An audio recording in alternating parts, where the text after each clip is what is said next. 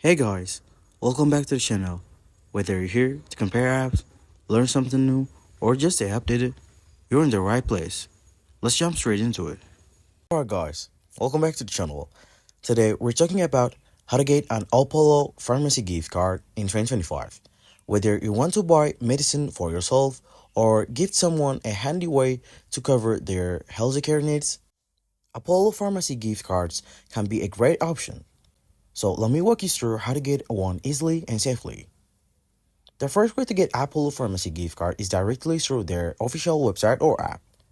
They often offer digital cards that can purchase online and send instantly via email or WhatsApp. This is super convenient if you want to send a gift quickly without waiting for physical delivery. If you prefer a physical card, you can visit any Apollo Pharmacy store near to you.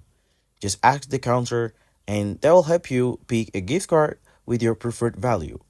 Physical cards are great if you want to hand over something tangible or use it for in-store purchases. Sometimes Apple Pharmacy run promotions or partners with banks and e-wallets that offers gift cards as a rewards or cashback. So keep an eye on our store deals, especially during festival or health awareness campaigns.